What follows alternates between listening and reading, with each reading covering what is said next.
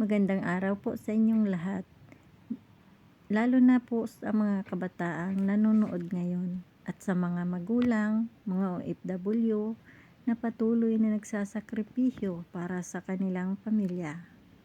Ang bidyong ito ay hindi para manumbat, hindi para manghusga, kundi para magpaalala. Isang paalala na sa kabila ng hirap ng buhay, may mga aral na hindi dapat makalimutan. Mga aral na maghuhubog sa atin bilang mabuting anak at mabuting mamamayan. Kung ikaw ay kabataan, pakinggan mo ito ng buong puso. Kung ikaw ay magulang na malayo sa anak, naway maging busis ito ng inyong pagmamahal. Simulan natin. Sa panahon ngayon, maraming kabataan ang naliligaw ng landas. Hindi dahil masama sila, kundi dahil maraming impluwensya, maraming tukso at minsan kulang sa gabay. Kaya mahalagang itanong natin sa sarili, paano nga ba maging isang mabuting anak? At paano maging isang mabuting mamamayan? Una, ang pagiging mabuting anak ay nagsisimula sa respeto. Respeto sa magulang. Respeto sa nakatatanda. Respeto kahit hindi ka nakikita. Hindi lahat ng magulang perpekto. Pero tandaan natin, ang mga magulang na nangingibang bansa, iniiwan ang sariling pamilya para lang mabigyan ng mas maayos na kinabukasan ang kanilang mga anak. Ang simpleng pag-unawa, pag-iwas sa pagsagot ng pabalang at pasasalamat, malaking regalo na iyon sa kanila. Ikalawa, ang mabuting anak ay marunong makinig. Hindi lahat ng payo ay madaling tanggapin. Minsan, parang paulit-ulit. Minsan, parang mahigpit.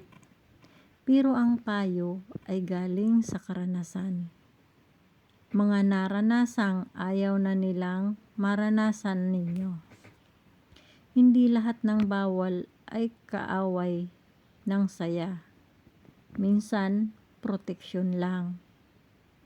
Ikatlo, ang mabuting anak ay marunong magpakumbaba at humingi ng tawad. Walang taong perpekto, lahat nagkakamali, bata man o matanda. Ang pagiging mature ay hindi nasusukat sa edad, kundi sa kakayahang umamin ng mali at totoong magbago. At matutong magbago. Ikaapat, ang pagiging mabuting mamamayan ay nagsisimula sa disiplina. Maliit man o malaki ang gawain, kung tama ang ginawa, malaki ang epekto. Disiplina sa sarili, disiplina sa salita, disiplina sa kilos, lalo na sa social media. Hindi lahat ng viral ay tama. Hindi lahat ng uso ay dapat gayahin. Ikalima, ang mabuting mamamayan ay may malasakit sa kapwa. Marunong rumespeto, marunong tumulong, marunong umunawa. Ang kabutihan ay hindi kailangan ipagyabang. Minsan sapat na ang tahimik na gawain na gumawa ng tama. Ika-anim, kabataan ang pag-asa ng bayan. Pero ang asal ang patunay. Hindi sapat ang pangarap kung walang disiplina. Hindi sapat ang talino kung walang mabuting ugali. Ang tunay na tagumpay ay hindi lang nasusukat sa pira, kundi sa kung anong klaseng tao ka. Sa lahat ng kabataan na nanonood ngayon, tandaan niyo ito. May mga magulang na malayo, pero ang puso nila ay laging nasa inyo. Gawin ninyong lakas ang kanilang sakripisyo, hindi dahilan para maligaw. At sa mga OFW na patuloy na lumalaban para sa pamilya, naway magsilbing paalala ang bidyong ito na hindi masasayang ang inyong pagod at sakripisyo. Kung ang video na ito ay may napulot kayong aral, huwag kalimutang i-like and share at i-subscribe para mas marami pa tayong kabataang maabot at mas maraming pusong mapaalalahanan. Maraming salamat sa panonood. Hanggang sa muli. At piliin nating